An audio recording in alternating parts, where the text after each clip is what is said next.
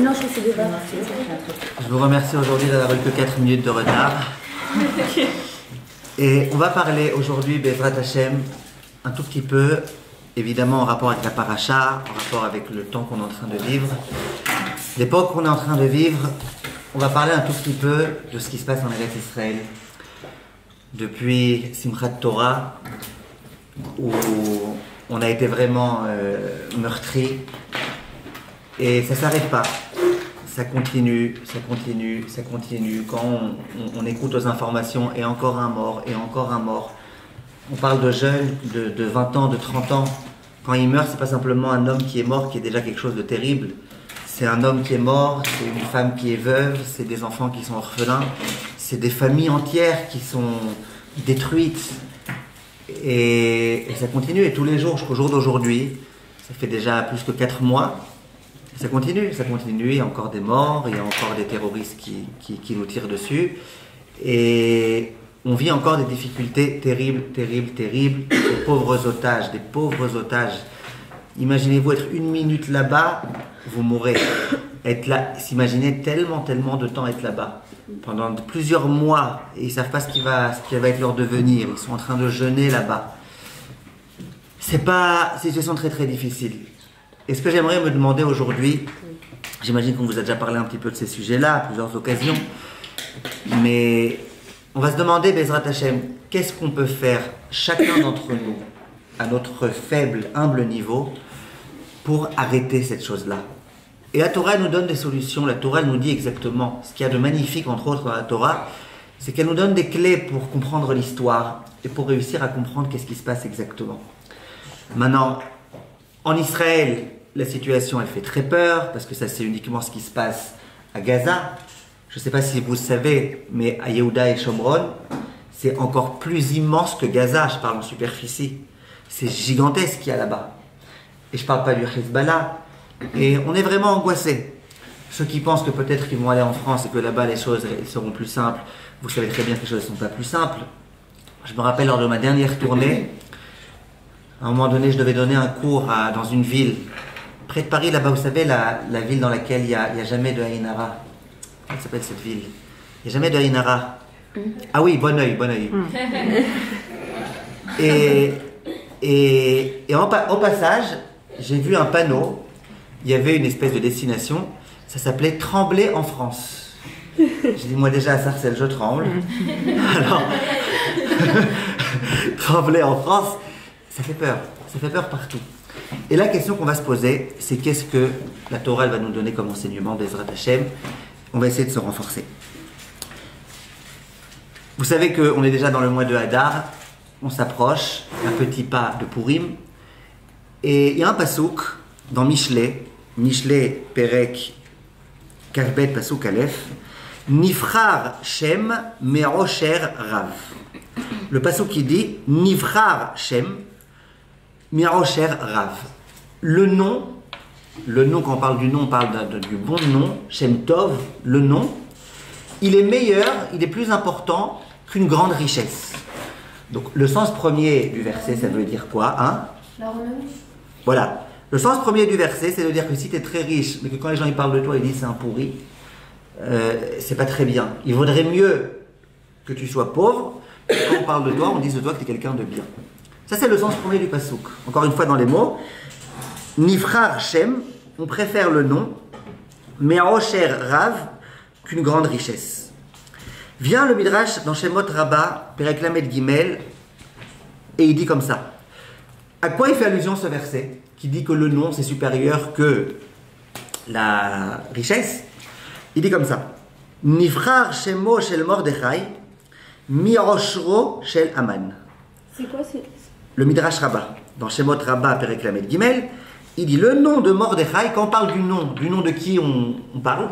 On parle du nom de Mordechai. Vous vous souvenez, Mordechai et Tzadik dans la Megillat Esther. Le nom de Mordechai, il est plus grand que la richesse de Haman. Le nom de Mordechai, il est plus grand que la richesse de Haman. Quand on te dit dans le verset, tu sais, le nom c'est plus grand que la richesse, on fait allusion à 2 êtres humains. Enfin, l'un, je ne sais pas si c'était un être humain ou c'était un animal, mais en tous les cas, on fait allusion à Mordechai et à Haman, et on te dit, le nom de Mordechai, il est plus grand que la richesse de Haman. Question que je me pose, merci beaucoup le Midrash de me dire que Mordechai est plus grand que Haman. C'est bizarre. Et Bichlal, quand tu mets deux choses sur le même niveau, quand tu compares, c'est que les deux ils sont sur le même niveau. Je sais pas, si je venais aujourd'hui, je vous faisais un cours, je vous disais, vous voyez, c'est qui les grands rabbins qui est là-bas? Voilà, vous voyez le Chafetz Chaim. Le Chafetz Chaim, vous savez, il est plus grand que Rabbi Mbappé. Footballeur. C'est deux niveaux différents. Vous allez me dire, mais quel rapport? Qu'est-ce que tu compares Bichlal? Quel rapport? Si je vous dis, Rav Steinman, il est plus grand que Messi. Vous allez me dire, Messi, mais bien sûr, évidemment que oui. Vous comprenez? C'est qui le footballeur qui marque le plus de goals? Ben, c'est Dan. Dan marque. Bon. Alors, on a bien compris. Là, tu sais, Mordechai il est plus grand que Haman, ton Araba. Mordechai, tzaddik adore, Haman, pourri adore. Qu'est-ce que tu compares? Qu'est-ce que tu compares l'un et l'autre? Comment le... Hein? On a dit de la richesse. C'est pas dans l'influence. Ouais, la richesse, mais on a bien compris que la richesse de Haman, c'est quand même un peu moins grand que la sagesse, que la grandeur, que le nom, que la renommée de Mordechai. Nous on sait, mais pas tout le monde est au courant au début. Ok, on va essayer de comprendre un peu plus profondément que même pour vous, Yentel, ce soit audible ce midrash. Pour l'instant, ce midrash, moi à mes yeux, il est inaudible. Qu'est-ce que vous voulez dire? Je voulais dire que Achashverosh, lui, il donne des ordres et Haman ne peut pas en donner. Achashverosh, il donne des ordres. C'est Haman par Achashverosh. J'ai compris. Ouais. J'ai compris. Ok, alors, donc Achashverosh ou Haman? Mordechai. Ah, vous avez bien compris, je vois, oui. Mordechai, ouais, Mardoché, qu'est-ce qu'il a dit? Non, mais c'est bon, du coup. Ah, non, j'ai compris. Alors, on n'a rien compris à ce midrash, n'est-ce pas, Noah? On n'a rien compris. Vous êtes d'accord avec moi? Maintenant, vous allez me dire, oui, mais pendant Purim, on nous dit qu'il faut confondre entre Haman et Mordechai, et ne plus savoir entre Harur Haman et Baruch Mordechai. Ok, c'est à Purim, quand tu as beaucoup bu. Là, ce midrash-là, il ne parle pas quand on a bu, il parle quand on n'est pas sous. Et ce midrash-là, il est incompréhensible. J'allais même dire, c'est pas décent cette chose-là. Parce que nous, on rigole. Pour nous, Haman, c'est de la rigolade. Mais Haman, c'est pas de la rigolade. Haman, il a voulu faire la Shoah. Haman, il a voulu faire ce que Imar Shemo Hitler ou Daesh, ils ont envie de faire. Allez faire aujourd'hui une blague à quelqu'un. Allez faire une blague à quelqu'un en comparant Hitler et Mordechai Tzaddik. Mais c'est pas décent. C'est de l'humour noir. Maintenant, moi, j'ai rien contre l'humour noir. Rien du tout. D'ailleurs, je suis pas raciste. Je j'aime pas les noirs, mais à part ça, j'aime pas l'humour noir. Mais c'est pas joli de faire des blagues comme ça sur les noirs, sur les choses. C'est pas joli, n'est-ce pas? Prenez le mot blanc, B-L-A-M-C, et retirez le N. Ce que vous obtenez, Black. Comme quoi, entre blanc et black, la seule différence, c'est le N. Si tu fais en sorte qu'il n'y ait pas de N, c'est exactement qui fait. Voilà, j'ai réparé ma blague sur l'humour noir. Maintenant, on continue. Alors, ce que je voulais vous dire, c'est que c'est bizarre ce midrash, c'est bizarre. On rigole avec des choses qui ne sont pas marrantes du tout. On te compare Mordechai et Haman, c'est bizarre. On va essayer, Be'ezrat Hashem, tout de suite, de comprendre. L'Agmara, elle dit dans Masechet Megillah Daf Yud Aleph, Gdola asarat tabaat yoter mi-40 ו8 nevi'im ו7 neviot shehayu leIsraël. Au moment où Achashverosh, vous le vouliez celui-là, Talia, au moment où Achashverosh, il a retiré son sceau, sa bague, et qu'il l'a transmise à l'autre sceau, comment il s'appelait? Haman.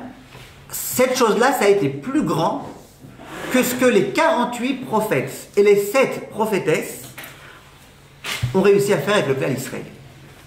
À quoi on fait allusion? Quand le Ham Israël a fauté, exactement, et bien les prophètes et les prophétesses, ils ont essayé chacun à leur tour de faire Teshuvah au clan d'Israël. Tantôt ça a réussi, tantôt ça a moins réussi. On dit l'impact qui a eu, la Teshuvah qui a eu lieu au moment où Achashverosh qui a donné les pleins pouvoirs à Haman, ça a été encore plus fort que toute la persuasion des 48 Nevi'im plus 7 Neviot. S'il y en a qui sont bonnes en maths, combien ça fait? 48 et 7. Merci pour les Tunisiennes. 55. D'accord? Mais il y a juste qu'un rapport entre. Ça a eu un plus grand impact. Le rapport entre les Nevi et les prophètes et Amen. Enfin, ce que vous avez dit. Ça a fait faire une plus grande teshuva. Ça ne fait pas une plus grande teshuva. Au moment où Achashverosh, il a dit à Haman, tu veux détruire les Juifs, détruis-les. Ok. Et bien les Juifs, ils ont fait teshuva encore plus que ce que les 55 Nevi'im plus Nevi'ot confondus ont réussi à faire. Ça a eu un plus grand impact sur leur teshuva, quoi. Voilà, leur teshuva était plus grand. On a écouté bien Shirel, le Rav Wolbe, il dit attention. Nous, on pourrait penser que quand on parle des Nevi'im et des Nevi'ot, ok, ils ne savaient pas très bien parler, ils ne savaient pas très bien convaincre, ils avaient du mal à faire teshuva. Il dit le Rav Wolbe, mais vous plaisantez. C'est les prophètes du clan d'Israël. Ils avaient une force de persuasion gigantesque. Ils étaient éloquents, ils savaient bien parler, ils savaient... C'était pas n'importe qui, c'était des prophètes. Pas comme le prophète des rebeux, Muhammad. Non, c'était des vrais prophètes. De vrais prophètes, pas que dans les grottes. C'était des prophètes. Un jour, il y a un musulman, il est mort. Il arrive en haut, et il dit, moi je veux voir Muhammad. Alors il arrive dans un endroit comme ça, très classe et tout. Il tombe sur David Ameller. Alors il dit, bon, David Ameller, c'est un grand honneur de vous rencontrer, mais moi je veux Muhammad. Alors il dit, bah, tu montes un étage, et puis, ah, tu vois, Muhammad il est encore plus grand que David Ameller. Il monte un étage, il arrive là-bas, mon cher Rabbeinu. Il dit, hey, mon cher Rabbeinu, bon, un grand honneur, bonjour. Mais moi je veux voir Muhammad. Mon cher Rabbeinu dit, monte encore quelques étages. Il monte 3 à 4 étages comme ça, et tout essoufflé. Il arrive encore chez d'autres grands d'Israël. Il dit, ah non, moi ça me suffit pas, moi je veux voir Muhammad. Il dit, tu montes encore un étage. Il dit, ah tu vois, ouais, Muhammad il est plus grand que tous. Il arrive en haut, il voit Dieu. C'est-à-dire que Muhammad est encore plus grand que Dieu. Alors, il dit, bonjour Dieu, enchanté, bonjour. Dieu dit, mais tu m'as l'air essoufflé là, Il dit, ouais c'est vrai, j'ai beaucoup couru là, j'ai monté les escaliers comme ça, j'ai beaucoup... Alors Dieu lui dit, peut-être je propose un petit café. Il dit, écoutez Dieu, si vous me proposez un café, je veux bien. Alors Dieu il dit, Hamad, de café, excessot. D'accord? C'était des prophètes, c'était pas n'importe qui, c'était des vrais prophètes. Et ben, ce qu'ils n'ont pas réussi à faire, le fait de donner la bague, le sceau entre les mains de Haman, ça a réussi à faire. Pourquoi? Parce que ça les a fait faire teshuva. Voilà ce que Chachamim nous explique. Et il faut essayer de comprendre comment ça marche. Pourquoi? Comment ça se fait que les prophètes, ils ont eu moins d'impact que ça? Voilà. Et comment ça a marché? Comment ça marche, cette teshuva-là, qui est celle qui provient de Haman? Il y a un midrash dans Parashat Tetzavé, donc là on arrive à Parashat Hashavua, Shemot Rabba Perek Lamed Vav. Le midrash il dit comme ça. Zaït Ra'anan Yafe Pri Toar Vechilo Nikreu Israël La Kezaït Azeh Bilvad. Quand on nous parle du peuple juif, on le compare à l'olive.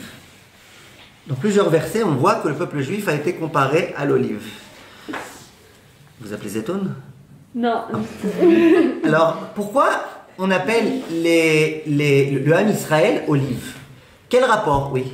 Parce que le Ham Israël, on dit qu'on doit, pour qu'il sorte le meilleur de lui-même, il faut le presser. Et donc, de même l'olive. Pour qu'il sorte en jus, on doit le presser. Il a fait. Vient le Midrash Rabbah et il dit, vous savez... Dans Tetzavé, ça? Ouais. Oui, quel rapport à Tetzavé, juste, par chaque Tetzavé, on parle de la menorah. La menorah, c'est l'huile d'olive. Et l'huile d'olive, elle est faite avec des olives, si vous ne saviez pas. Donc, c'est dans Tetzavé qu'on dit que... Dans Tetzavé... Non. Dans le Midrash... Le Midrash Tetzavé, on nous dit que le Ham Israël, il est comparé à l'olive. Et on dit, pourquoi il est comparé à l'olive? On dit parce que l'olive, au tout début, elle n'est pas bonne, elle est très acide. Très acide. Vous, celle que vous mangez, c'est Crespo, c'est déjà après, mais dans un premier temps, elles sont très acides, les olives. Qu'est-ce qu'on fait avec ces olives? Le Midrash, il insiste. Il dit, on les prend, on les fait tomber de l'arbre. Après, on les massacre, on leur donne des coups. Et puis après, on les met dans le pressoir. Et dans le pressoir, on les presse. Et combien on doit leur donner de coups aux olives? Littéralement. Pour que finalement, il y ait l'huile d'olive qui sortent de cette huile, de cette olive. Et l'huile d'olive, elle est bonne. L'huile d'olive, elle est douce. Vient le Midrash et il dit, le Ham Israël, c'est exactement la même chose. Quelquefois, le Ham Israël, même pas quelquefois, le Ham Israël, au fond de lui, à l'intérieur de lui, il a de l'huile d'olive, il a du bon, il a une étincelle extraordinaire. Mais quelquefois, cette étincelle, elle est enfouie à l'intérieur. Comme cette olive. Qui est-ce qui pouvait se douter que dans l'olive, il y avait de l'huile d'olive avant qu'on essaye? Le Ham Israël, même les gens les plus lointains, eh ben, ils ont au plus profond d'eux-mêmes du bon, du bien, de l'huile d'olive, de la méticoute, de la douceur. Et quelquefois, cette douceur-là, elle ne s'exprime pas. On a du mal à la voir. Quand on voit un juif et qu'on se demande est-ce qu'il est vraiment juif ou est-ce qu'il n'est pas par hasard autre chose, quand on voit quelqu'un qui est assimilé ou de goumilé et qu'on se demande qu'est-ce qui se passe, eh ben, c'est visiblement que c'est encore à l'intérieur. Ça n'a pas encore pénétré, ça n'a pas encore sorti. C'est pas encore sorti. Mais tout le monde là, quoi. Tout le monde là, tout juif. Vient le Midrash et il dit Israël, quelquefois il a son huile qui est à l'intérieur et il n'arrive pas à l'exprimer. Et là, qu'est-ce qu'il faut qu'il se passe? Vient le Midrash et il dit Bayim umot haolam vechovtim oto mimakom lemakom. Là viennent les nations du monde, comme ça dit le Midrash, et elles font un petit peu comme on fait avec l'olive. Elles nous frappent, elles nous déplacent d'un endroit à un autre. Elles nous amènent d'Israël à Gaza. Elles nous donnent des coups, ils nous tuent, ils nous massacrent. Et de cette façon-là, eh ben, il y a le bon qui peut sortir du peuple d'Israël. C'est un Midrash très dur, très dur, mais c'est ce que le Midrash dit. Entre autres, le Ham Israël est comparé à l'olive, parce que pour qu'il y ait le meilleur de lui qui puisse sortir à la surface, il faut quelquefois que le peuple d'Israël se prenne des coups. Au moment où Aman vient, Aman, vous savez, il venait de Paras, c'était un Perse, n'est-ce pas? Donc Aman, c'était un Perse, c'est aussi un persécuteur. Et, bah oui, le Perse, vous connaissez le Perse, Julien le Perse? Question pour un champion, non? Non. Ah, c'est pas de votre époque. Alors, le Perse, il est venu, il nous a persécutés, il nous a fait du mal. Et quand on a eu peur, on a eu vraiment très peur, on a été frappé, on a senti que c'était notre fin. Voilà, qu'est-ce qui s'est passé? Et bien d'un coup, il y a le meilleur de nous-mêmes qui est sorti. Et d'un coup, on va écouter ce que Mordechai a dit, et d'un coup, on va commencer à faire teshuva, et on va prier, et on va faire les tfilotes, et on va faire tout type de choses. Maintenant, j'aimerais vous poser une question. Et là, on avance un petit peu. Donc pour que le juif il puisse, Bezrat Hashem, arriver et donner le meilleur de lui-même, de son potentiel, tout ce que vous voulez, qu'est-ce qu'il faut? Le Midrash, il le dit. Qu'est-ce qu'il faut? Qu'on se prenne des coups. Maintenant, est-ce qu'il n'y a pas par hasard, à votre avis, une autre façon de se recevoir des coups que de devoir se faire frapper par les nations du monde? À votre avis? Pas des épreuves personnelles. Épreuve personnelle. Yael? Épreuve personnelle. De se prendre des épreuves personnelles. Je ne suis pas obligé de me faire frapper par un ennemi pour me prendre des coups. Je peux me prendre des coups moi-même aussi. Alors je vous vois toutes, vous allez dire à Hacker, on va tous commencer à faire de la boxe. Non, vous n'êtes pas obligé tous de faire de la boxe pour vous prendre des coups. Aujourd'hui, il y a un nouveau sport dans lequel ils aiment bien allier et Torah et la boxe, il s'appelle ça Torah Box. Et t'es pas obligé de faire de la boxe. Quand tu as très envie de faire quelque chose et que tu te retiens, parce que tu sais que c'est en l'honneur d'Hachem, tu te prends un coup. Quand tu as très envie de manger un truc pas cachère et que tu te retiens parce que c'est pas cachère, tu as très envie de dire un mot désobligeant à quelqu'un et que tu le dis pas parce que Hachem t'a demandé de ne pas le dire, eh ben, c'est aussi d'une certaine façon un coup que tu te prends.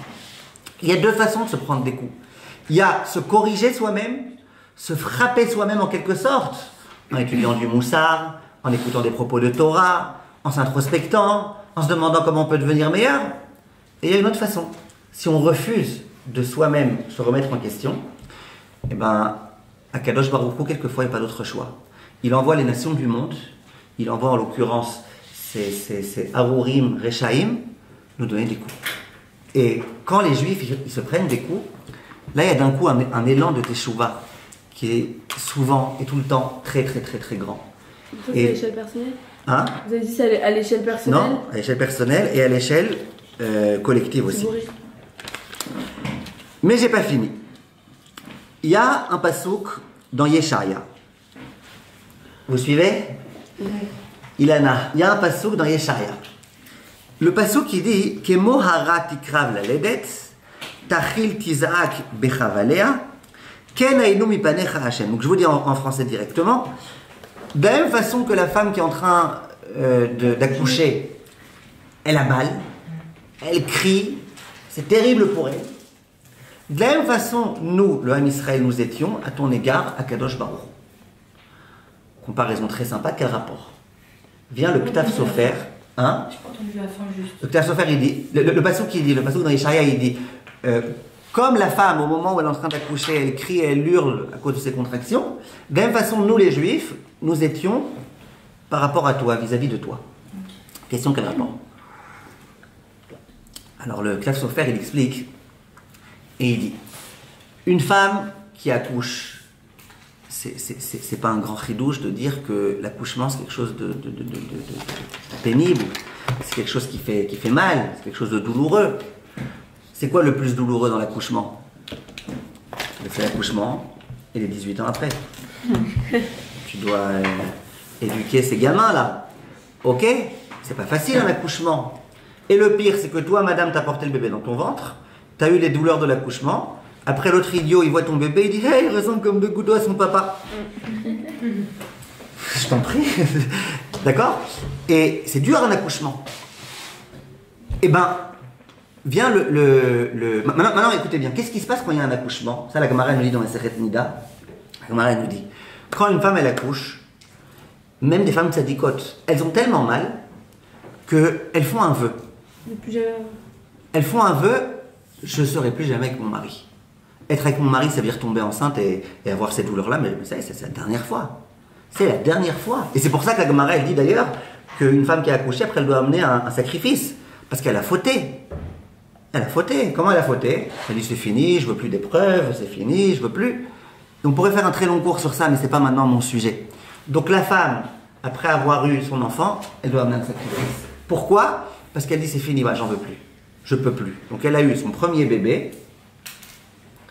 Elle dit ça suffit, j'en veux plus. Donc on lui dit alors, quoi, tu voudras combien d'enfants? Ben, j'en aurai, ben voilà, ça suffit, un seul. On lui dit comment tu vas l'appeler? Il dit Justin. Mais c'était une fille. Justine. Mais non, Justine, ça marche pas. Je m'appelais Sophie. Sophie, c'est terminé. Terminé. C'est la dernière fois de ma vie. J'en veux plus. Ok? C'est ce qui se passe avec une femme au moment où elle accouche ou pas? C'est ce qui se passe. Elle en peut plus. Elle veut plus avoir de bébé. Elle dit à Kadosh Baruch Hu, c'est fini. J'en peux plus. Je veux plus avoir de bébé. Qu'est-ce qui va se passer quelques jours après? Elle va se calmer. Et quand elle va se calmer, qu'est-ce qui va se passer? Eh bien, elle va dire si, finalement, j'en veux bien encore un autre. Et pourquoi pas encore une flopée? J'aimerais bien avoir encore d'autres bébés. C'est comme ça que ça se passe. Au passage, comment on appelle dans le terme de la Mishnah une sage-femme? Pas en hébreu on dit une meyalédet. Mais dans la Mishnah, comment on appelle une sage-femme? Une chachama. Sage. Et les Français, ils ont volé sur nous quand ils l'appellent la sage-femme. Sage, chacham, c'est sage. Comment on appelle dans la Mishnah une femme qui fait accoucher? On appelle ça une sage-femme. Vous êtes d'accord avec moi? Et en s'amusant, on dit, mais regardez comment c'est profond. Et pourquoi on l'appelle qu'elle est sage? Bon, ok, elle sait faire accoucher une femme, ça va, qu'est-ce qu'il y a de tellement sage dedans? On dit parce qu'il y a écrit Ezeu chacham. Aroet Anolad. Aroet Anolad. D'accord? Celui qui voit le bébé. Celui qui voit les résultats de ce qui va se passer, celui qui voit les répercussions. C'est qui la première qui voit le Nolad, le bébé? C'est la sage-femme. Donc la sage-femme, on dit qu'elle est sage. N'est-ce pas? On dit qu'elle est sage. Alors évidemment, les femmes, elles vont dire bah, c'est une redondance, ça. Sage, femme. C'est une redondance. N'est-ce pas? C'est un pléonasme, sage-femme. C'est quoi un pléonasme? Quand tu dis deux fois la même chose, par exemple, je monte en haut, je descends en bas, une femme de ménage. Non, je rigole. D'accord. Je rigole. Alors, non, une fois. Alors, il y a des femmes, elles vont dire, donc sage-femme Bekitsour, sage-femme. Pourquoi est tellement sage? Pourquoi est tellement sage la sage-femme? Pourquoi est tellement sage? Pourquoi est tellement sage? Parce qu'il y a des femmes. Pourquoi est tellement sage? Parce que quand elle voit la maman qui a des douleurs, elle lui dit mais t'inquiète pas madame, bientôt tu vas avoir un tout petit bébé, tout mignon, tout chou, tout plein, tout mimi, tout. Et elle est en train de dire au bébé, à la maman, regarde un peu plus loin que le bout de ton nez.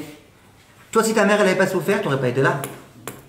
Et t'inquiète pas, tu souffres, mais il y a un but à tout ça. Tu vas avoir un bébé, tu vas avoir... Il y a un but à tout ça. Donc, la femme qui accouche, au moment où elle accouche, elle a très mal. Elle n'a pas envie d'avoir d'autres enfants, elle dit que c'est fini et qu'elle n'en aura plus. Il n'empêche que, dès que sa douleur, elle s'en va, dès qu'elle commence à voir combien c'est mimi tout plein le bébé, qu'est-ce qu'elle fait? Elle en veut un autre. On est d'accord? Vient le Ktaf Sofer et il dit donc en fait qu'est-ce qui se passe avec cette femme-là? C'est périodique. Elle accouche, donc elle a très mal. Au moment où elle a mal, c'est fini, c'est la dernière fois. Pitom ça va mieux, donc elle reveut des bébés. Pitom elle reveut des bébés, elle retombe enceinte. Ah ça fait mal, ah tac. Et c'est un peu périodique comme ça. Quand on a mal, eh ben on se retire. Et quand ça va bien, eh ben on se remet. Vient le Ktaf Sofer et il dit c'est exactement ce qui s'est passé avec le Klal Israël. Ça veut dire quoi? C'est exactement ce qui s'est passé avec le Klal Israël. Ça veut dire que le Klal Israël, vous avez qu'à lire les Nevi'im, les prophètes, et vous verrez. Tout allait bien, on a commencé à fauter. On a commencé à fauter, les ennemis sont venus. Les ennemis sont venus, on a fait Teshuva. On a fait Teshuva, tout allait bien, les ennemis. Et puis c'était comme ça une relation tumultueuse entre Dieu et le Klal Israël, qui était très ressemblante à cette période-là, la vie d'une femme qui tantôt quand elle a mal, elle dit ah j'ai mal, ça y est, c'est fini. Dès que ça va bien, elle oublie sa souffrance, elle oublie sa douleur. Et c'est un peu comme ça que ça fonctionne. Donc on a compris que le Klal Israël, le Ham Israël, il a à l'intérieur de lui une huile très très pure. Il a à l'intérieur de lui des midot extraordinaires, géniales, un truc de jamais vu ce qu'il a le Klal Israël à l'intérieur de lui. Simplement parfois pour réussir à l'extraire, eh ben, il doit se prendre des coups. Et ces coups-là, eh ben, il y a deux possibilités. Soit c'est les ennemis qui vont nous les donner, soit c'est nous-mêmes qui allons nous les infliger. Question, qu'est-ce qui vaut mieux? Que ce soit les ennemis ou que ce soit nous-mêmes? Que ce soit nous-mêmes. Que ce soit nous-mêmes. D'abord pourquoi? Parce que c'est quelque chose de personnel. Ensuite, parce que quand toi-même tu es capable de te remettre en question, ça s'arrange. Eh ben, ça s'arrange et c'est éternel. Quelqu'un qui est capable perpétuellement de se remettre en question, qu'est-ce qui se passe? Eh ben, il avance, il progresse. Il n'a pas besoin sans arrêt qu'il y ait des ennemis, et des morts, et des souffrances, et des otages. Il se remet en question de lui-même. Ça, c'est ce que Chachamim nous enseigne. Vient la Gemara.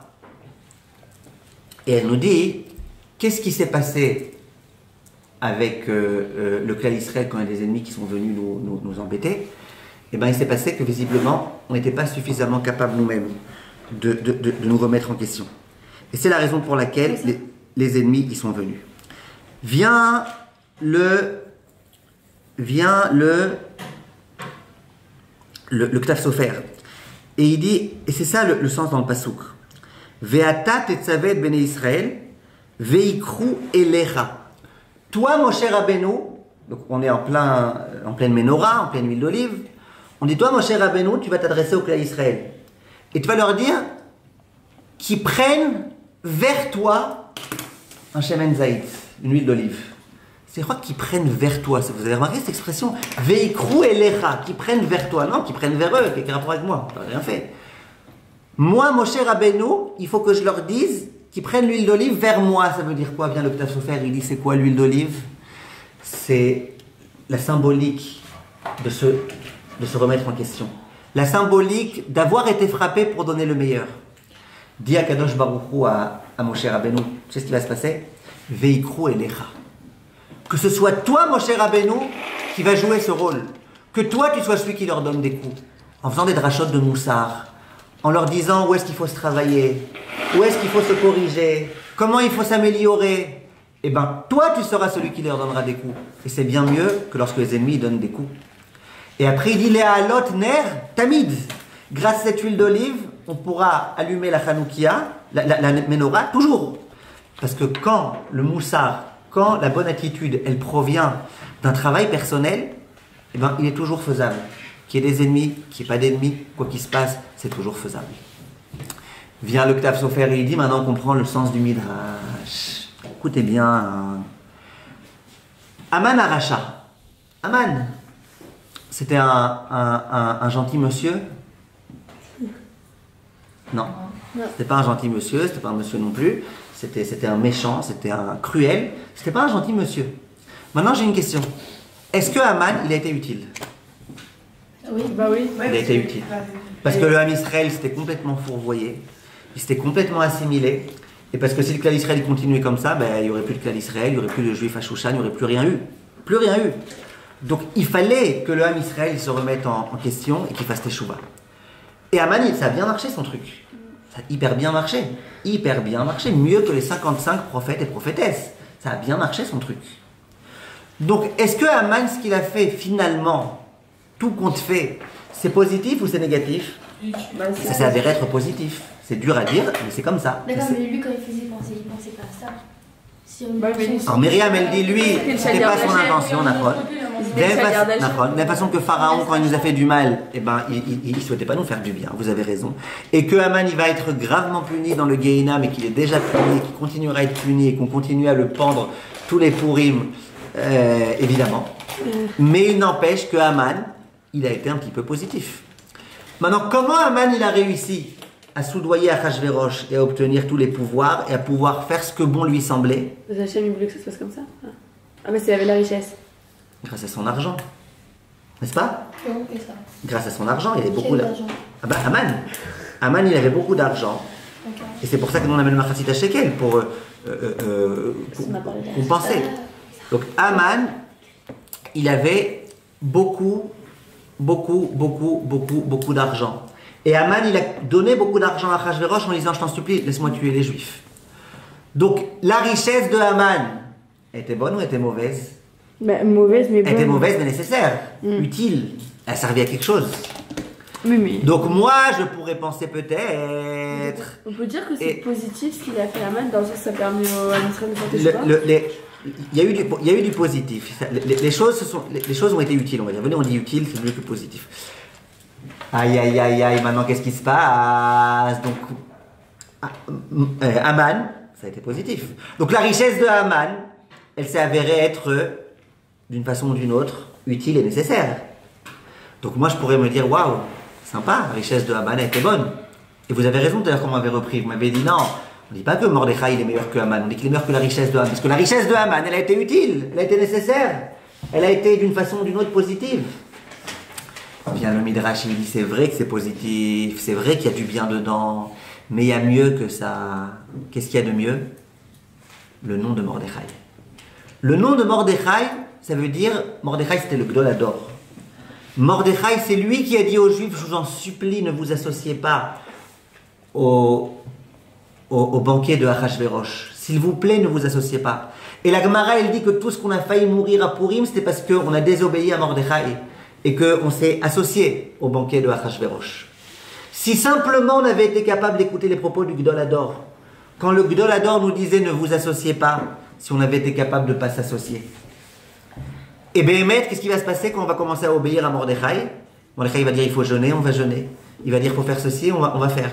Et bien c'est là que tout va commencer, que tout le Vena à fort va être possible. Donc le Midrash il dit, c'est vrai que Haman, en dernier recours, c'est bien, mais il y a beaucoup mieux. Si on avait été capable d'écouter le tzaddik, de recevoir les remontrances du tzaddik, de se recevoir des coups du tzaddik, des coups positifs, des coups agréables du tzaddik, si on avait été capable de se remettre en question, parce que bien sûr que c'est un coup. Quand Achashverosh il propose à tout le monde un super grand festin où tout est cachère, glad cachère, hyper cachère, tout ce qu'il faut, naouri, tout ce que vous voulez, tout est cachère, de ne pas aller, c'est se prendre un coup. c'est renoncer, ça fait mal, c'est dur. Et malgré tout, on n'y va pas.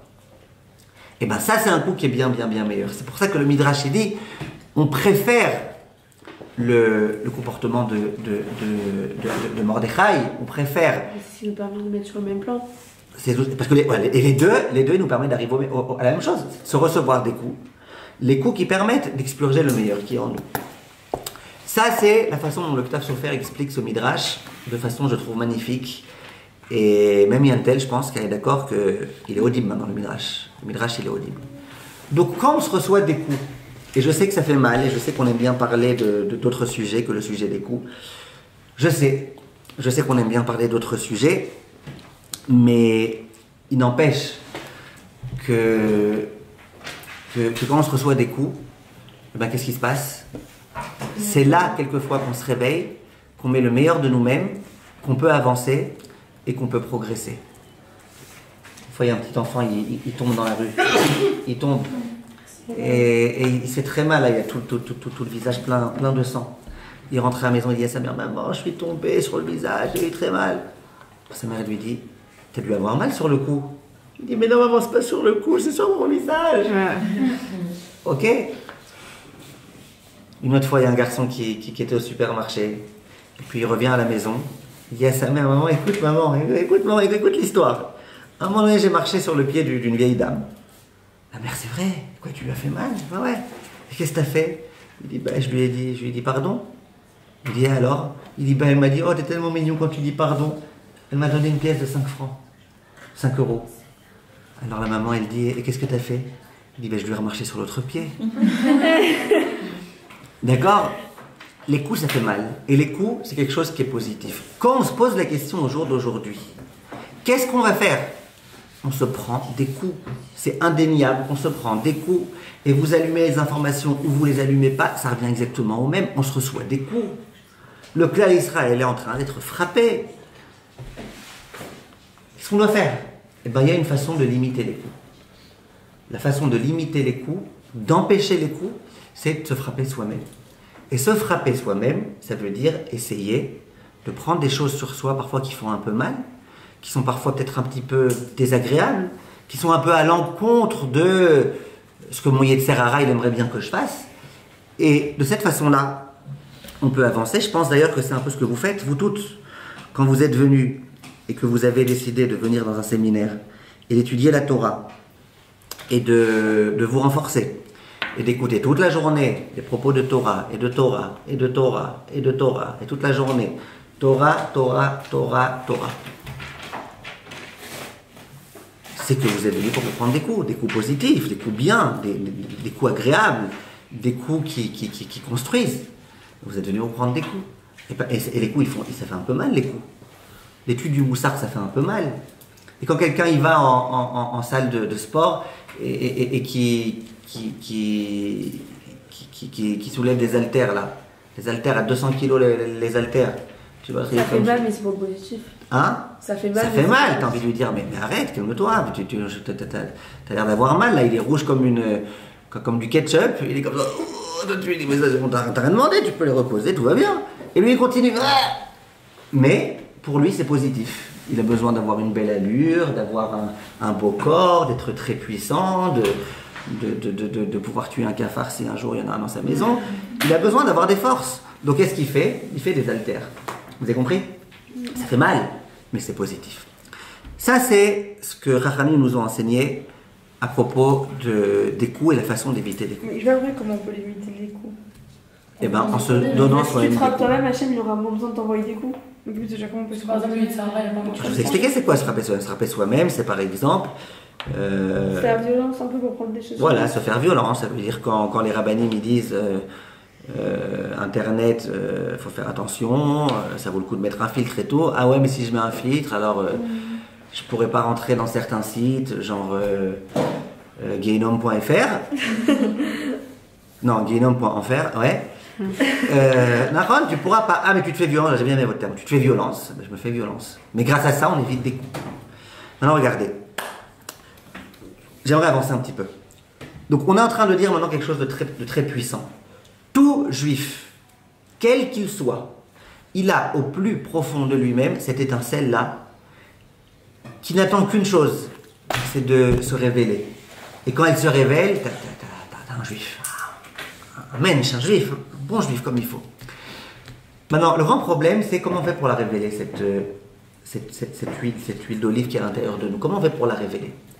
Alors, le premier secret, c'est qu'il faut savoir, il faut croire qu'elle est là. Si quelqu'un, quand il avait vu l'olive, il ne s'était pas dit que peut-être qu'il y avait à l'intérieur quelque chose, quelqu'un ne croit pas que dans l'olive, il y a de l'huile, ben, il ne va pas se fatiguer à la frapper. À quoi ça sert, la pauvre? La pauvre. Tu sais qu'il y a de l'huile, ben, tu la frappes jusqu'à ce que ça arrive.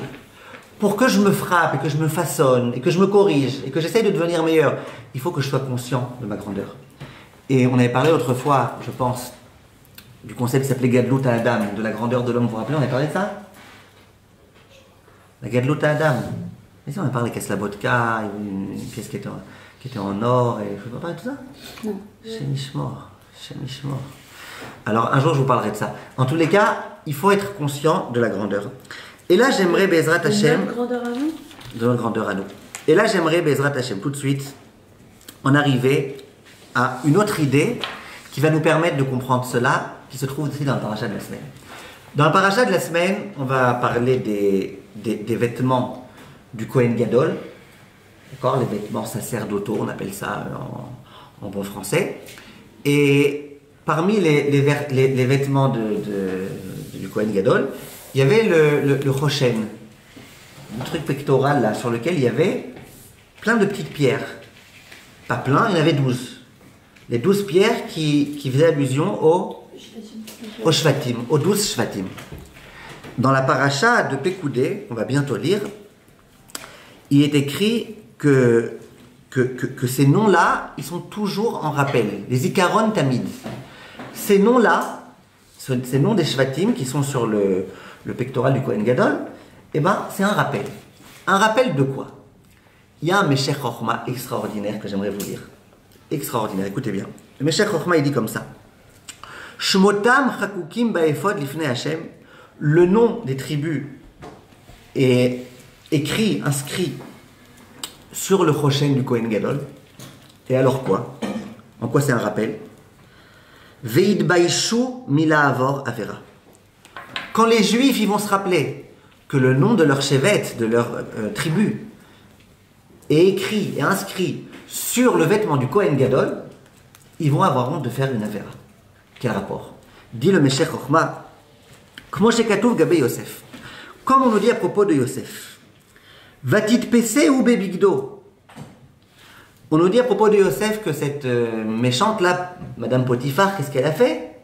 Elle a attrapé Yosef par son vêtement pour essayer de le faire fauter. Pour lui dire ou tu as une relation avec moi ou je sais pas ce que je te fais. Elle l'a pris par son vêtement. Comment il a fait le pauvre Yosef pour réussir à résister? C'était pas facile. Personne ne le voyait. Il était dans une Égypte tellement impure. Tout se prêtait tellement. En plus, il paraît qu'elle était belle, cette femme. Personne n'a dit qu'elle était horrible. Elle était éblouissante. Éblouissante. Comme un phare, comme ça, sur l'autoroute. Potiphar. Elle était éblouissante, cette femme-là. Comment il a fait, lui, pour résister? Comment il a fait? Vient le Midrash, il dit, vous savez ce qu'il a fait? Il a reçu des coups. Beotasha, à ce moment-là, Ba'ad Yukno Shel Aviv. L'image, le portrait de son père, Yaakov, s'est présenté à lui. Veniratalo Bachalon. Donc, il était là-bas, donc, dans cette pièce, Yosef Hatzadik, et d'un coup, il voit, le Midrash dit, à ce moment-là, il voit au niveau de la fenêtre, la tête de son père. Imagine, il y a Madame Potiphar qui le tient comme ça, et puis il voit son père, c'est la chouma, n'est-ce pas? Il voit son père. Et qu'est-ce qu'il lui dit, son père? Il lui dit, Yosef, Atidin banecha sheikatvu alavnei haephod, ve'ata benehem. Il dit, tu sais, tes enfants, ils vont être inscrits où? Ils vont être inscrits, toutes les tribus, elles vont être inscrites où? Sur les pierres qui sont sur le éphod du Kohen Gadol. Et toi, tu vas faire partie de ces personnes-là. Le prochain, il le fait. Le éphod. Ve'ata benehem, retzoncha sheimache shimcha mi benehem, ve'tikare ro'e zonot. Il dit, t'aimerais bien que ton nom à toi, il figure pas? Qu'il n'y en ait que 11? Que ton nom, il figure pas? Et qu'à la place de ton nom, il y a écrit Roé Zonot chez Mishmor. Roé Zonot, c'est quelqu'un qui qui fait de la La débauche. de la prostitution. C'est ça que t'aimerais. T'aimerais, Yosef, qu'au lieu qu'il y ait sur le Kohen Gadol, sur l'effort du Kohen Gadol qui est ton nom, t'aimerais que non. T'aimerais que quoi qu'on écrive que t'es un homme de prostitution, Hachem Ishmor. Qu'est-ce qui s'est passé? Yosef, il a retrouvé les forces. Il a retrouvé les forces et il a réussi à ne pas fauter. Un jour, quand j'ai dit ça à quelqu'un, je dis, tu sais, il paraît que Yosef, il a machin, son père, il est venu par la fenêtre. L'autre, il dit, moi, ce que j'aurais fait, j'aurais fermé les volets, puis voilà. Ben lui, Yosef, non. Yosef, il n'a pas fermé les volets. Yosef, il a vu l'image de son père, il a compris. Il a compris quoi? La leçon que son père lui a donnée. Et c'est quoi la leçon que son père lui a donnée? C'est, t'es pas n'importe qui. T'es un Israël. Et ton nom, il est écrit sur l'un des kelim les plus kdoshim, les plus saints qui puissent exister. Ton nom est écrit. Mais si toi tu oublies que ton nom est écrit, et toi tu penses que ça va, on peut s'en sortir sans moi, et qui suis-je? Et à quoi je sers? Et si simplement j'étais né dans telle et telle famille, ben tu ne pourras pas faire ce que tu as à faire. Et malheureusement, c'est tout à fait dommage. Donc la grande leçon, très très grande leçon, pour pouvoir réussir à comprendre que ça vaut le coup parfois de se donner des coups, de faire des efforts, de prendre sur soi, eh bien, il faut savoir, sois consciente de la grandeur qui est en toi. Tu n'es pas n'importe qui, tu es la fille du bon Dieu. Ton nom à toi, oui, ton nom à toi et à moi et à nous tous. Notre nom, il est écrit sur le éphod du Kohen Gadol. C'est pas n'importe quoi. C'est grandiose. On fait partie des Shvatim, évidemment. C'est grandiose, c'est gigantesque. Ça, il faut qu'on le sache. Si on le sait, eh ben, ça vaut le coup. Ça vaut le coup de faire des efforts, ça vaut le coup d'aller en salle de musculation, ça vaut le coup de supporter, de subir des difficultés, ça vaut le coup. Pourquoi ça vaut le coup? Parce qu'on comprend que ce qu'on fait, on le fait dans un sens très très important. Un jour, le Rav de Ponovitch, il a été à l'hôpital pour rendre visite à son neveu qui était malade. Écoutez, très très belle histoire. Il a été rendre visite à son neveu qui était malade. Le médecin, il entend que le Rosh Yeshiva de Ponovitch, il arrive. Il est venu, il l'a accueilli. Ils arrivent les deux, le médecin et le Rav de Ponovitch, ils se dirigent vers le malade. Et alors, le Rav, il demande comment il va, comment ça se passe. Alors, le médecin, il dit, écoute, pronostic positif, Baruch Hashem, sa vie n'est plus engagée. Bref, il commence à raconter son machin. Il dit, Bezrat Hashem, je pense que d'ici dans 2-3 mois, il pourra être libéré, ça y est, tout ira bien. Mais il faut continuer à prier. Alors le Rav de Ponovitch dit, Bezrat Hashem, on va prier, on va continuer à prier, vous aussi prier, on va tous prier. Avant de s'en aller, le Rav, il voit que juste à côté de son neveu, il y avait un autre malade. Il avait à peu près le même âge, il avait à peu près la même mine, il avait à peu près la même fièvre, la même température. Bon, il s'est adressé, le Rav, il dit, lui aussi, on va prier pour lui.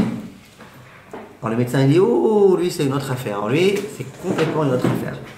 Lui, bien sûr, il faut prier, mais il faut beaucoup prier. Lui, Arber Rahamim, il faut beaucoup prier pour lui. Alors, il dit, pourquoi? Les deux, ils sont dans le même service. Les deux, ils ont l'air peut-être à peu près dans le même état. Les deux, ils arrivent à parler à peu près de la même façon. Pourquoi? Lui, tu me dis qu'il va mourir, et lui, tu me dis que Bezrat Hashem, dans 3 mois, il est libéré. Le médecin, il dit, ouais, tu comprends pas. Il dit, ton neveu, quand il est arrivé, il était quasiment mort, il était très très très malade. Très très très malade. Et plus ça va, plus sa situation, elle s'améliore. Aujourd'hui, tu le vois là où il en est, Nachon. Bientôt, Bezrat Hashem, il est guéri. Il dit, mais l'autre, c'est l'inverse. L'autre, quand il est arrivé, ça allait pas mal. Et au fur et à mesure, ça se dégrade. Et plus ça va, plus ça se dégrade. Et maintenant, là, tu le vois, il va à peu près bien, Nachon, mais il est en train de se dégrader. Donc bientôt, tu comprends ce qui risque de se passer, à la vitesse vertigineuse à laquelle il se dégrade. Hachem Ishmor, ce qui va se passer. Tom, le Rav de Ponovitch, j'imagine qu'il a prié très très fort aussi pour cette deuxième personne. Et il a été à la yeshiva. Il a dit, chers élèves, j'aimerais vous faire une sikha de Moussar. J'ai été aujourd'hui à l'hôpital rendre visite à mon neveu. Et j'ai rencontré là-bas un autre. Et voilà ce que le médecin m'a dit. Il dit, vous savez c'est quoi la grande leçon? La grande leçon est la suivante. Vous voyez, je vous le fais pour une fille par exemple. Vous voyez une fille qui est avec une jupe qui est 10 cm au-dessus du genou. Au-dessus 10 cm au-dessus du genou. Et vous vous dites, oh là là, celle-là, c'est une réchaïte, machin, mais comment elle peut s'habiller comme ça? Mais comment c'est possible? Elle n'a pas honte, mais... N'est-ce pas? Tu vois une autre fille à côté, elle a aussi 10 cm au-dessus. Tu dis, bah, les deux, kiff bourricot, ça change quoi? Il dit, mais tu sais pas qu'il y a une très grande différence. La première, c'était une fille qui était complètement philonite. Au début, elle s'habillait pas du tout. Elle a commencé à mettre, et elle a commencé à mettre. Et chaque quelques mois, elle prend encore un peu sur elle. Et puis au début, c'était des mini-shorts. Tu te demandais si c'était un mini-short ou une culotte. Aujourd'hui, Baruch Hashem, elle est à 10 cm du genou. Bezrat Hashem, t'inquiète pas. Bientôt, ça va s'allonger, ça va devenir une djellaba. Après, un peu plus tard, une robe de mariée. T'inquiète pas. Ça va en grandissant. Par contre, l'autre, toi tu me dis 10 cm, ça va, c'est la même. Mais l'autre, c'est la fille d'un rocher Shiva. Mais l'autre, elle a grandi avec à 1 an, elle avait déjà des collants de 152 niètes. C'est pour ça que ça l'a écœurée. Je sais pas. Et après, au fur et à mesure, elle commence à baisser. Aujourd'hui, elle en est à 10 cm au-dessus du genou. Demain, ça risque d'être Kabetza. Après-demain, Kazaït. À la fin, il n'y a plus rien. Vous comprenez? Mais nous, dit le Rav de Ponovitch, on ne comprend pas ça. Nous, on voit deux personnes qui sont dans le même état. On dit, bah voilà, c'est la même chose. Exactement la même chose. Voilà, truc. Quel rapport?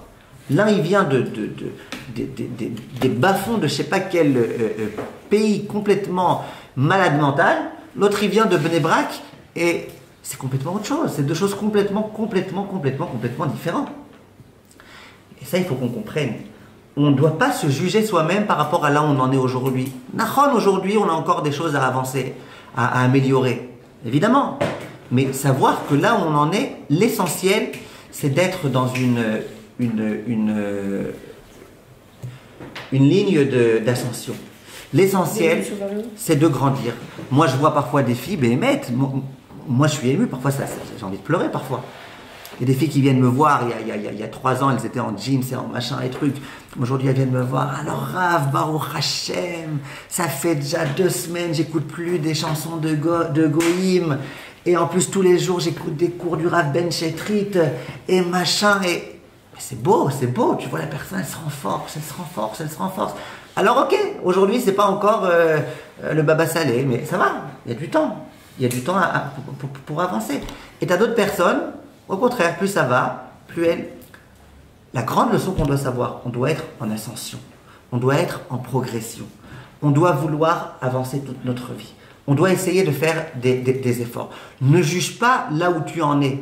Ne te dis pas, moi, à côté de la Rabbanit Kanievski, je suis une vaurien, je suis une nulle, je suis une... Non, tu as ton importance, regarde où tu viens, regarde où tu vas, regarde que tu es en train de progresser. Et tu verras combien, Be'ezrat Hashem, tu es en ascension. Ça, c'est la leçon, la grande leçon que Chachamim nous donne. Il y a un Rav, c'était un Admor, un très grand Admor. Et là, j'aimerais juste terminer avec cette idée-là. L'idée que Akadosh Baruch Hu, c'est lui qui nous dirige. Il y a des gens qui pensent, moi, si j'étais né dans telle famille, si j'avais été éduqué à Bnei Brak, si jamais j'avais fait la Yeshiva Ktana, la Yeshiva Gdola, si jamais j'avais été à truc, jamais... Les gens, ils pensent que c'est par hasard qu'ils sont là où ils sont aujourd'hui. Que c'est par erreur qu'ils sont là où ils sont aujourd'hui. Il faut savoir que chacun, il est à sa place, exactement comme il faut. Un jour, il y a une histoire que j'ai beaucoup aimée d'un Admor. C'était un Admor très important, très rachou, vraiment quelqu'un d'extrêmement honorable. Et il était invité à une Brit Mila. Il arrive au moment de la Brit Mila, et le bébé est déjà là, Baruch Hashem, mais il manquait quelqu'un d'autre important, c'était qui? Le Moël. Le Moël n'était pas là. Alors, le Admor, ok, il attend. Maintenant, le Moël il tarde, c'est une demi-heure, 1 heure, 1h30. Et ce grand, vous imaginez un grand Admor comme ça, tellement chaque seconde elle est minutée, machin. Il est dans son coin comme ça et puis il attend. Alors ses élèves, ils ont eu la peine pour le Admor. Ils ont été le voir, ils lui ont dit, écoutez, Kvodarav, qu'est-ce qu'on fait? Alors le Admor, il dit, c'est quoi le problème? Il dit, vous perdez votre temps. Il dit, ah non, je suis en train de servir Hachem là. Qu'est-ce que tu sers Hachem? T'es comme ça dans ton coin, les yeux fermés. Qu'est-ce que tu sers Hachem? Eh ouais, je suis en train de servir Hachem. Il dit, mais quoi? Il dit, bah j'étudie. Mais qu'est-ce que tu étudies? Tu veux que je t'amène une Gemara? T'étudieras un peu mieux? Non, non, j'étudie, les yeux fermés, j'étudie. Mais t'étudies quoi? Il dit, je suis en train d'étudier du moussard. Quel moussard? Il dit, je suis en train de travailler sur la Midat HaSavlanut. Je suis en train de travailler sur la patience. Toi, tu veux que j'étudie maintenant une Gemara? Non. Ce qu'Hachem il veut que j'étudie maintenant, c'est quoi? C'est la patience. Pas de Gemara. Hachem m'a montré ce qu'il voulait que j'étudie maintenant. Alors, moi, je me mets à la place de ce Admor. Ça fait 1h30 que j'attends. Je sais pas, j'aurais demandé à quelqu'un, t'as pas un canif? On coupe. Comme ça, on coupe court au problème. Je sais pas, un couteau en plastique, amène quelque chose. Combien de temps on va attendre? Le Admor tranquille. Calme. Ah, je vous ai choqué aujourd'hui. Calme, zen, tout tranquille. Tranquille le Admor, tranquille. Parce qu'il a compris que ce qu'Hachem il attend de moi maintenant, c'est de le servir dans cette situation-là. Et il y a tellement d'histoires, je finis avec la dernière histoire, le Rav Naftali de Rav Shitz. Un jour, il y a un malade qui est venu le voir et qui lui a dit, Vodarav, je suis faible et je suis alité et je peux plus me lever. Et comment tu veux que je prie? Et même de la voix, j'en ai plus. J'aimerais crier, Tate, je peux plus. Comment? Si j'avais toutes mes forces et que je pouvais me lever, me balancer, et crier et hurler, ma prière, ça serait une prière. Qu'est-ce que tu veux que je fasse dans cette situation-là? Le Rav de Rav Shitz, il lui a dit, mais qui te dit que Dieu, il veut que tu pries dans les circonstances dans lesquelles toi tu aimerais prier? Peut-être que Dieu, il veut que tu pries dans les circonstances dans lesquelles lui, il veut que tu pries. C'est tellement vrai, c'est tellement grand, et on pourrait raconter des tonnes de choses à ce sujet-là. Toi, tu as tes projets. Alors moi, je peux prier que si je me sens bien, je peux être un bon juif que si j'ai été éduqué à Bnei Brak, je peux être machin. On a nos projets. Et moi, Birkal, si vous savez, c'était qui mes parents, c'était qui mes grands-parents, et mon père c'était un alcoolique, et ma mère c'était une narcomane, et d'ailleurs elle habitait à Joinville, et compagnie. N'est-ce pas? Non, là où tu es, Nachon c'est dur. Nachon, ton père c'était alcoolique, ta mère a été machin, c'est très dur pour toi de sortir ta tête de l'eau. C'est dur, mais c'est ça qu'Hachem il attend de toi. Accepte ce qu'Hachem attend de toi. Hachem il donne à chacun ce qu'il attend de lui. Donc nous, on n'a aucun intérêt à nous comparer au Gdolé Israël. On n'a aucun intérêt à nous comparer. On a intérêt à nous comparer à nous-mêmes. Comment je peux devenir un petit peu meilleur? Si on fait l'effort de devenir un petit peu meilleur, et que chacun, chacune, vous, moi, on prend sur soi de faire un petit quelque chose en l'honneur de Klal Israël, eh ben c'est quelque chose de très grand. Moi, par exemple, à mon humble niveau, au collège où j'étudie, il y a dans une autre pièce, ils organisent depuis la guerre tous les jours une tfila d'1 heure environ pour les soldats et les chatoufim et tout. 1 heure, avec les trompettes et tout. Vous savez, les trompettes de Kitavo Milchama, Loïvera et Chatzotzrot. Tfila d'1 heure. Maintenant, c'est dur de passer 1 heure par jour à prier. En plus, c'est à chaque fois les mêmes textes et tout. C'est pas facile. Tous les jours, 1 heure. 1 heure de prière. À part Shacharit, Mincha, Arvit, Moussaf. À part ça, 1 heure de prière dans laquelle on prie des Télim, des Ktoret, etc. C'est difficile. Et il y a des jours où on n'a pas forcément envie. Et de venir et de le faire, c'est prendre sur soi. Tout ce que vous pouvez faire pour prendre sur vous un petit quelque chose en l'honneur d'Akadosh Baruch Hu, pour essayer de devenir meilleur, eh ben, ça permet d'éviter que ce soit des forces extérieures, Kaviachol, qui soient là pour nous remettre sur le droit chemin. La situation en ce moment, elle fait peur, mais on sait qu'on a Akadosh Baruch Hu avec nous. On a Akadosh Baruch Hu avec nous, il est plus fort que tous les ennemis du monde, il est plus fort que le monde tout entier, on l'a avec nous. Simplement, si c'est Hachem lui-même qui envoie nos ennemis parce qu'il pense qu'on ne s'est pas assez réveillé, on ne peut plus dire on a Hachem avec nous. Oui, on a Hachem avec nous, mais Hachem il envoie les ennemis. Donc renforçons-nous de toutes nos forces, Bezrat Hachem, pour essayer de renforcer notre Emouna, notre Ahavat Hachem, et prenons sur nous des choses parfois qui font un peu mal, mais dont nous savons que c'est ça qui nous rendra meilleurs, Bezrat Hachem. Merci de votre attention.